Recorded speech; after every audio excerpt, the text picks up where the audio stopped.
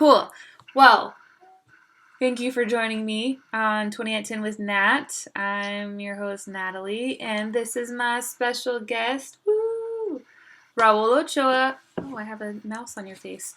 Raul Ochoa, who goes by the name Modern Day Midas. That's your project name. How long have you gone by that name, by the way? Since 2010, so 10 years. Wow. Okay. So this has been all right, a long-term relationship with this name. Cool. Yeah. And what is special about the name to you? So the name came from a conversation with my buddy Ian Ferguson. We were drinking way too much whiskey one night, and he looked at me and he was like, "You're like modern day Midas," and I had no idea what he meant, and asked him to explain himself. And he told me there's basically two stories of the way that Midas ends. King Midas, everything touched turns to gold. One of the stories, I think the more historically accurate in mythology, is he becomes essentially like a jester for the gods, like playing songs, stuff like that, and then tortured and stuff like that. Greeks. The other one is he actually starved to death with the gift that he was given. And I felt like that was really appropriate for being a starving artist because I knew it was going to be one. So. All right. So modern day Midas, and it stuck. Yeah.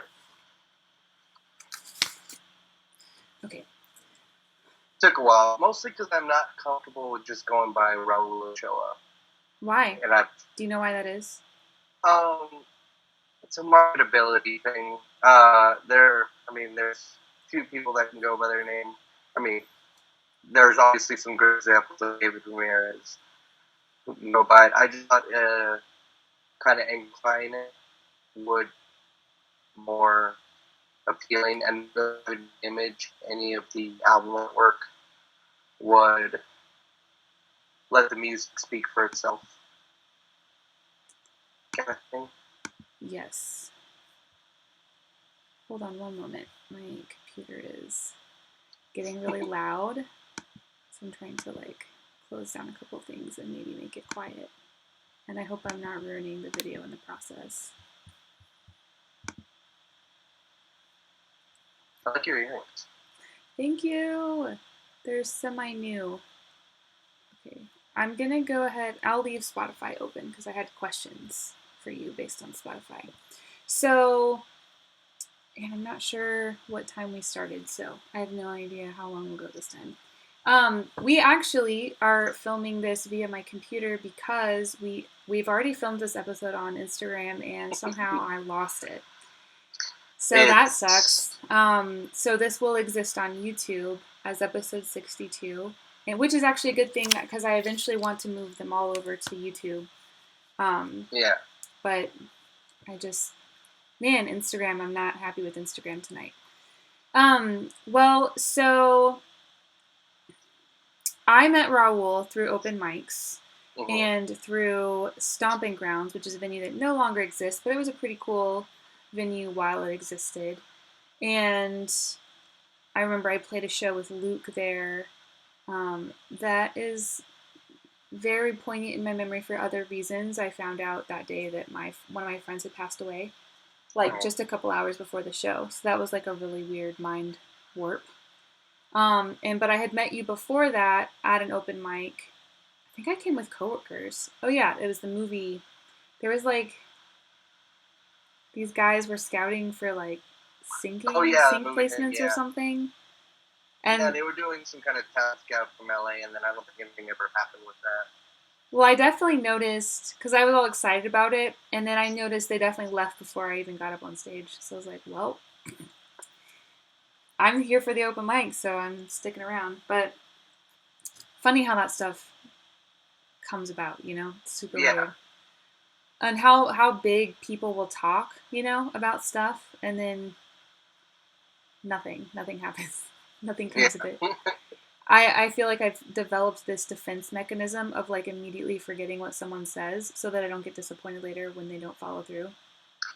I've done that too. Mostly when I hear people hyping themselves up to such a degree, my brain just kind of shuts off.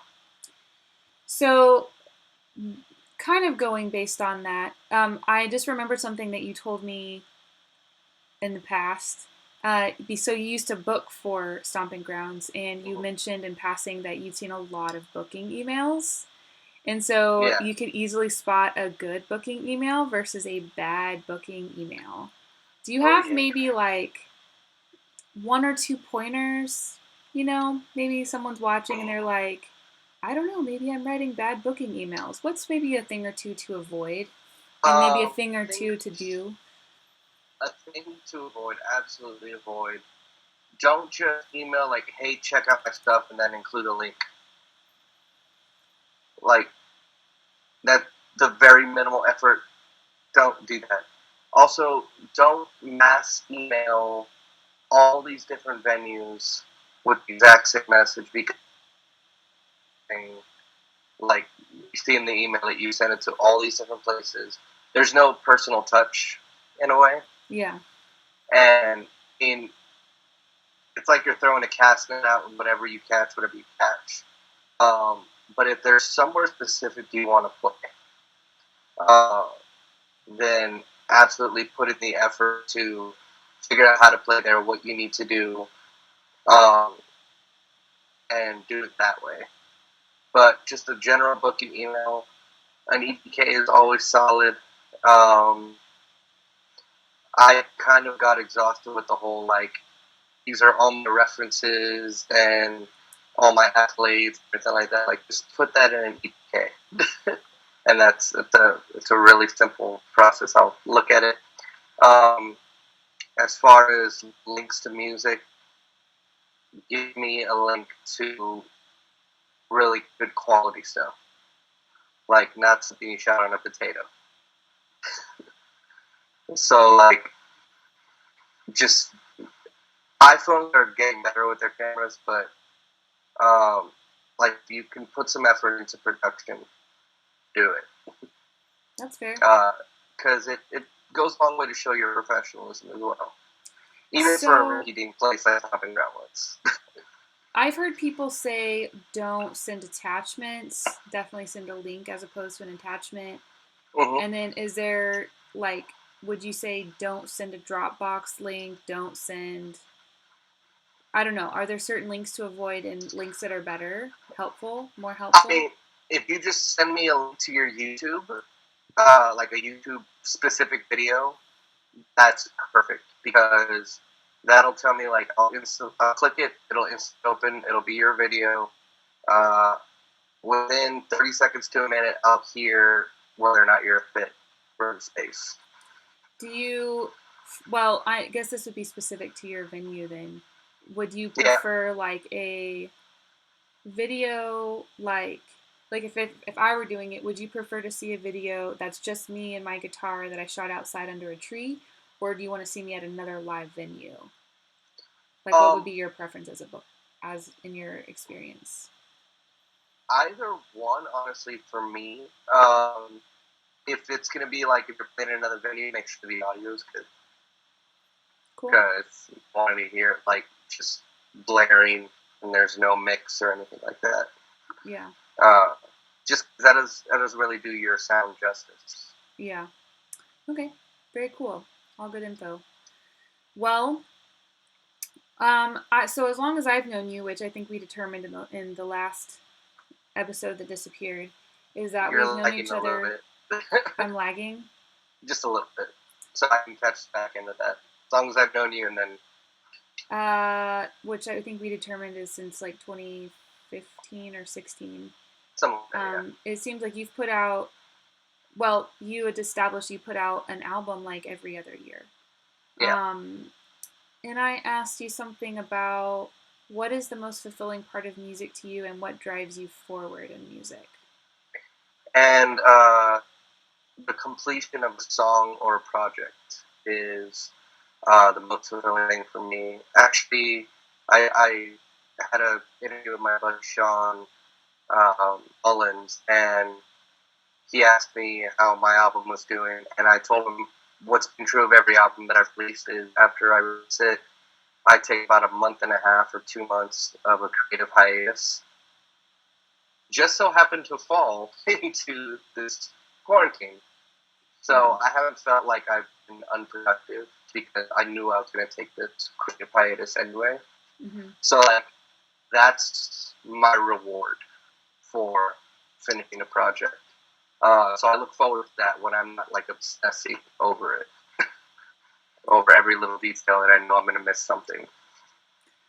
What is the song, I guess, on your latest album that you're most proud of?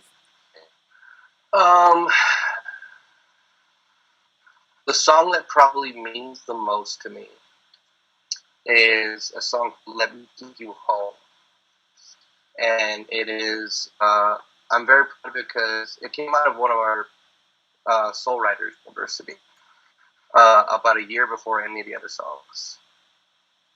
And I just been sitting on this song, and this song needs an album around it. Or it needs something around it. That song also came at a very pivotal point in my sobriety. So that's probably the song I'm the most proud of to date. You're coming up on 2 years in June. Cool. Yeah. One question I was going to ask you that I did not ask you in the last episode is, what is a thing that, as I have more and more friends that are sober, what is a thing that would be helpful for venues moving forward to have on hand, or to better work with artists who are sober, or patrons who are sober? What would you recommend? What are things maybe that people you notice are maybe easy things but people just don't think about? You can charge $1 for a water. Like for a bottled water. I think that'll help the venue out, and that'll also help the patron out in the sense of like, oh, it's a bottled water that is sealed. I'm not drinking tap water that I don't really know where it came from out of this big jug that probably hasn't been cleaned in a while. Yeah. Having non-drinking options is always ideal. But then again, their main revenue comes from their spirits, like their high-end cocktails, stuff like that, and their well drinks. So they have to keep the lights on as well. Right. I just remember that I went to, I think it was Highball, and for whatever reason I wasn't drinking at the time, and so I was with someone and they were like, well, what do you want? And I'm like, well, just a topo is fine. And they didn't have any topo. They didn't have any sparkling water. And I was like, I'm like, I'll take a lemonade, like anything that's not alcoholic. And I was shocked.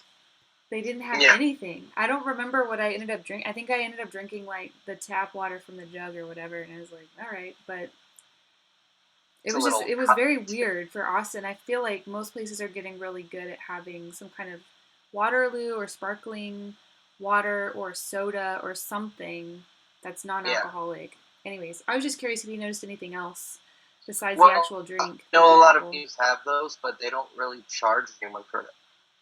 And that's they don't really charge people for those drinks, like the Waterloo, stuff like that. At least I never charged for them. Oh, I'm always charged for them. Like if it comes from a can or a bottle, I always get charged. Maybe because I'm working and I don't get charged, so that's probably... Yeah, I was like, if you're working the venue or you're playing the venue, then they shouldn't charge you, but... Am I lagging too, or...? Yeah, you've been lagging off and on.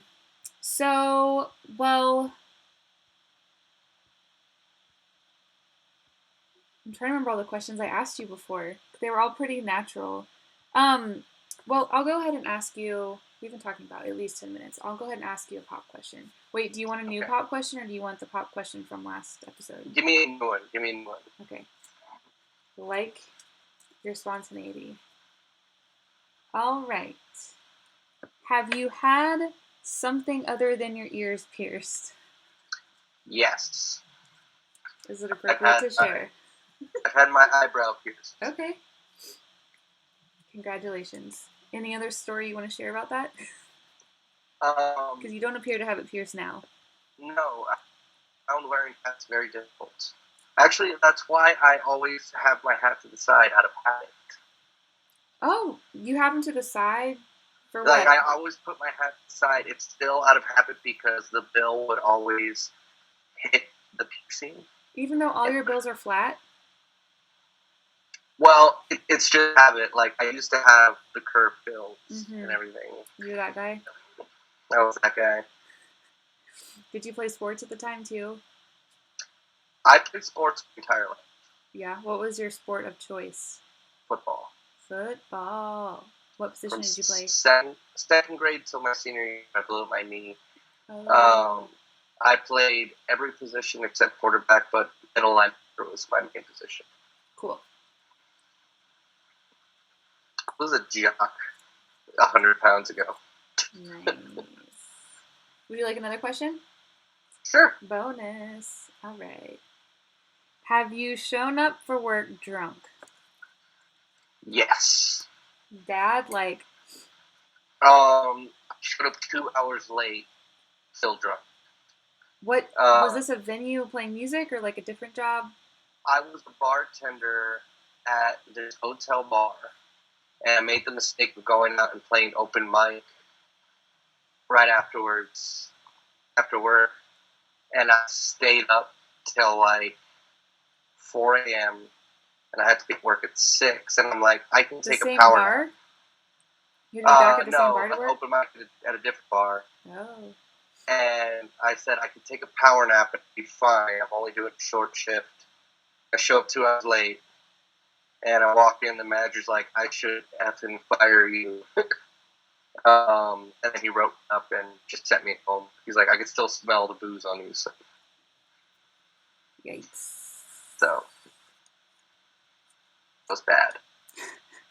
Did they ever have you work there again? Or like, Yeah, I still work there until I eventually quit.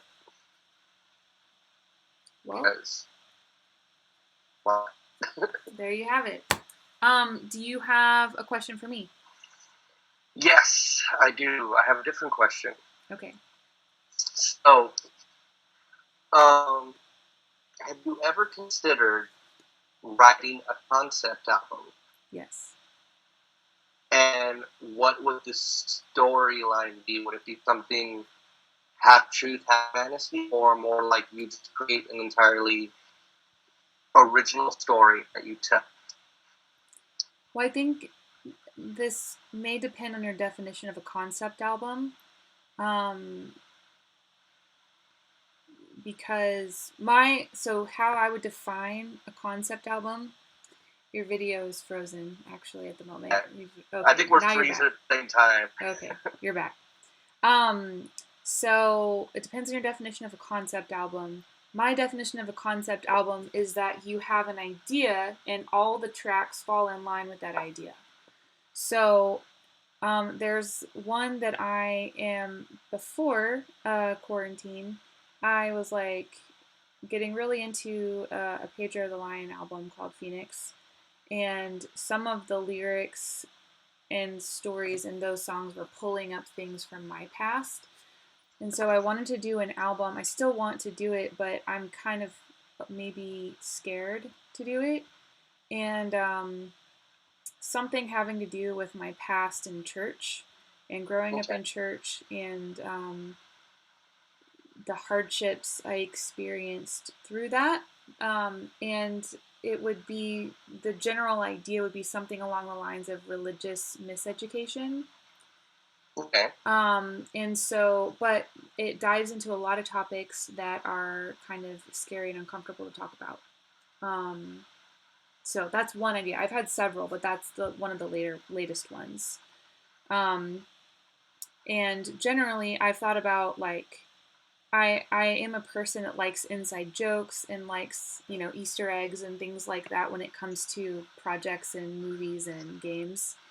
Yeah. And like I've had ideas like, oh, it'd be really cool. Like for example, I haven't thought about this specifically, but if I would come up with something like this. Like if I got really into that album Phoenix, I could see myself being inspired and writing a song responding to each of those tracks and having that be the concept. So like it's more of like those are the song prompts and then I'm writing like the same number of tracks for my album.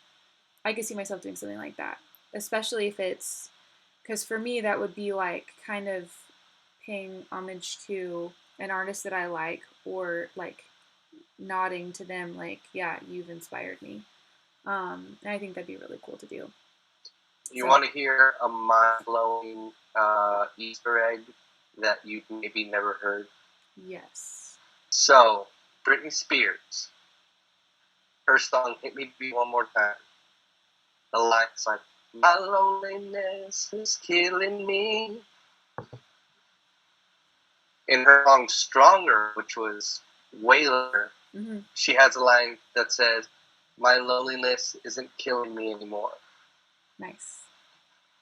It's like character development. Whoa. That's cool. Yeah, I enjoy it when artists do things like that. And I feel like one person who does that a lot is Taylor Swift. And I think that's super cool. In all her music videos, there's all of these like hidden like inside jokes or references to other songs or other like jokes or things that have happened publicly. I just think it's brilliant and it's playful and I love it. So if I ever have the ability to do that, like even in that the video I did for the Tiny Desk, like I had a few like I specifically put specific things on that desk that to me meant something. And it's supposed to just look like a desk, but like I put things on it that I thought were funny or like went with the song or meant something to me. So, anyways, yeah. Good question. Okay, I'll answer a pop question. I'll do a new one too. And then will you play a song? Yes, I'm gonna do a different one. Oh, okay. Actually, you could do the same one because now I can hear it better. I wasn't able to put in my headphones on the other one. It's up to you. The question is, have I gotten back at a bully? I would say probably because I'm an older sister and my younger brother is kind of a bully. And so we would like bite each other. I don't know. We'd like hurt each other growing up. Like, yeah. Get into, I feel like, normal sibling fights. And that worked until he got bigger than me. And then I definitely lost interest. So, but I'm really good at tickling people because I had lots of practice on all of my siblings. Please don't ever tickle me. I am like incredibly ticklish. You are so good at revealing your own secrets. I didn't even ask. You just volunteered that information. I'm just throwing it out there as a boundary. Boundary. I feel like that was more of a taunt. Okay. Well, now anyway. the first thing you're gonna do when you see me is tickle me. Yeah, that would be kind of a horrible thing to do after quarantine. What song are you going to play? I'm gonna play a song off the same album. Sorry, I'm on these things. Let me just get these lyrics. Off the same album. Give me 2 seconds to get my nice headphones. Your nice headphones? My loneliness is killing me. Killing me. Still believe. Still believe.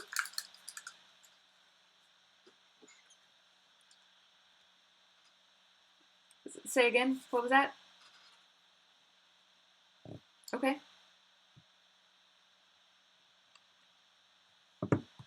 Okay.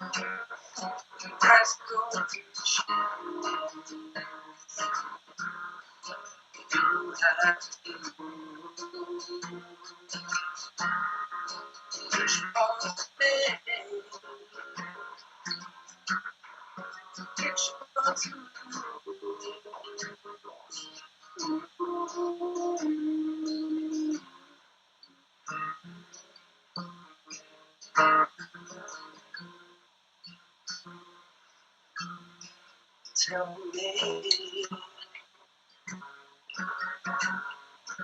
which will you keep? Which will you keep?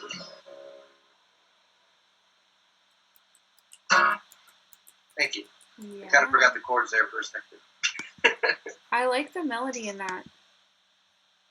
Thank you. My computer is getting louder by the second.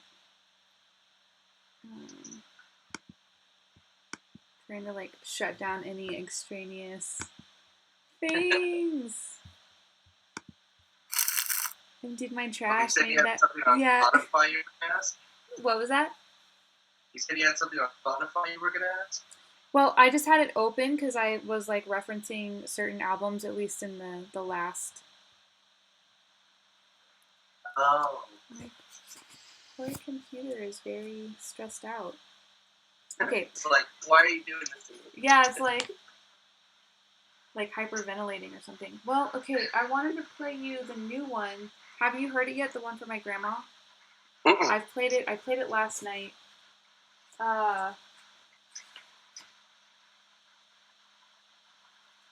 on. I feel like I'm having a one-person concert. Can you hear my computer buzzing? Is that too loud?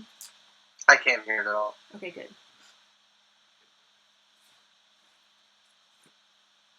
Huh, hold on. I like that shirt. Oh, thanks.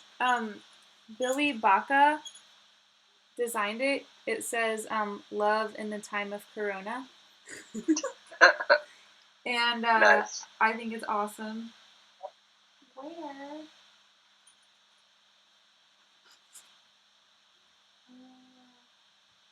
I'm going to go picture my dog while you're doing this.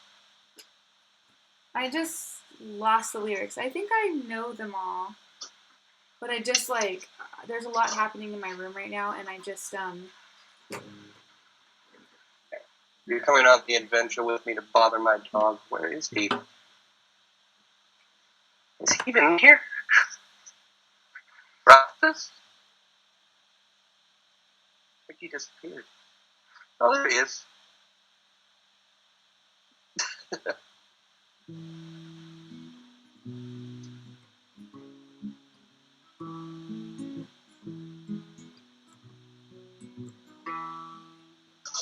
ready. It's called "I Will See You Again."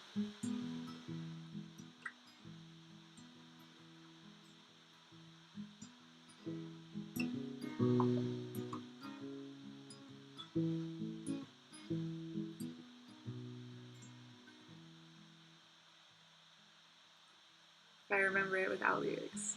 My earliest memories took place in your home when all us kids would spend the night. We'd get up early to watch cartoon shows until we smelled pancake delights. Each holiday the whole family came for your cranberry jubilee.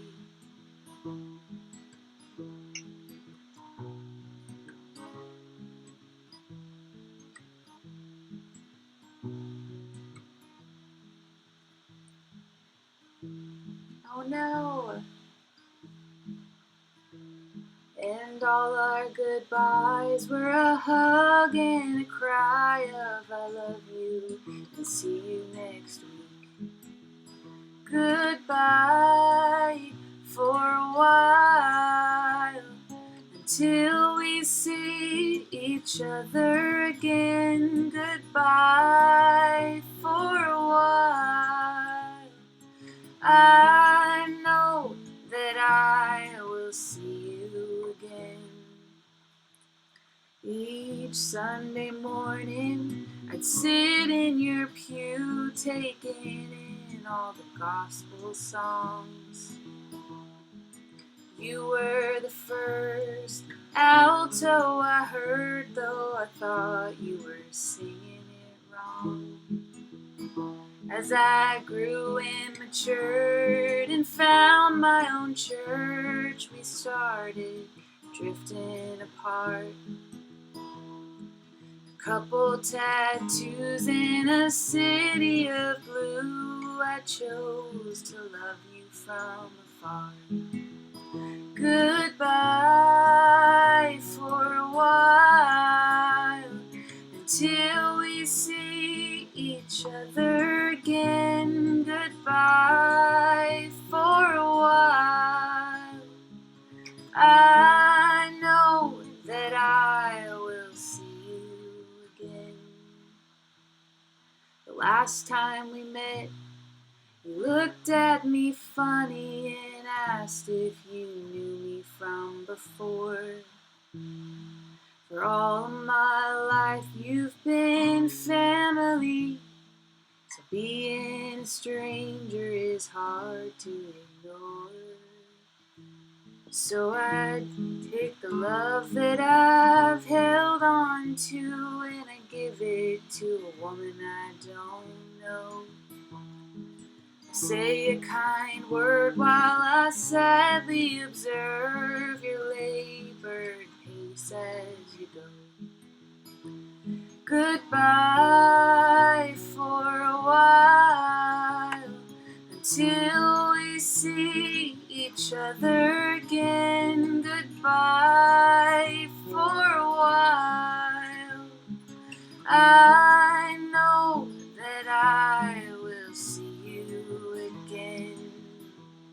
It may not be till the light at the end of the tunnel shines all around, but I swear with every fiber in me that I will see you again.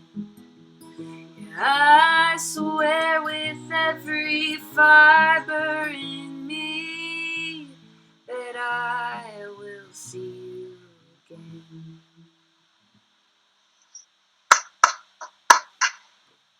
Wow,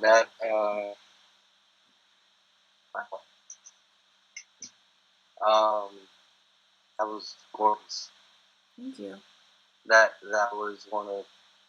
I think that's my absolutely new favorite. Yeah? That was very. That really touched me. I'm glad. Even with forgetting the lyrics once or twice. That's the first time I played it without looking, so that's good because that means I did actually remember all the words, but I'm a little concerned where the lyrics went to. That was wonderful. Thank you. That was one of the storytelling ones. We didn't cover it in this version of the episode, but the lost version, we talked about storytelling and when we were talking about all your albums and the different approach that we've been taking in writing. And so that's an example of a song that's very different from how I normally write. But I felt like it's a new song. Like I just finished it yesterday. And finished it, at least in this draft. So I like it. I think it brings honor to my grandma. I think How it's many honest. drafts do you usually go through for a song? However many it needs. So like this one I started on May 12th and I have at least I've been getting really into writing on these notebooks. They're called something. It's a weird name. What's it called? Stenograph? Not stenograph. Yeah. It's a weird notebook, but I've gotten into writing lyrics on them because you can flip the page easily. And so I have like probably 4 or 5 pages for this song with different ideas. Well, next time I see you, I'm giving you this. Why? Because I haven't written anything in it, and I'm one of those that prefer to use notes. Mm-hmm. This has all blank pages and lines and stuff. Well, how does it open up? Does it open up? I'm really picky with journals. That's why I'm asking. Does it open up flat? Yes. And there's like a little tab thing in here as well. Cool. Actually, I mean, it'll start to close, but yeah. You can take a look at it and see if you want it. If not, then I'll just keep it. All right. Well, thanks for thinking of me. And thanks for being my guest. Thanks for hanging out, doing it twice, actually, because we lost the first one. I lost the first one. Oh, my gosh. Now, did you push record this time? I did. It's recording right now. And I'm afraid it's probably caught a lot of weird sounds in my room or, like, I don't know. But I'm just glad the conversation is recorded. And it'll go on my YouTube page. I'll send you a link later. Raul is currently linked in my bio. Not that helps you right now. I'm going to include some links below the video to Raul's websites and Spotify and everything, so you can easily find him. I have like a song whip thing that has all my links on it. Cool. All right, well, I'll link to whatever you want me to link to. Have a good night. Thanks for hanging out, hanging late. Yeah, I'm going to go eat dinner now. All right, enjoy your dinner, and I'll see you soon. All right, bye-bye. Bye.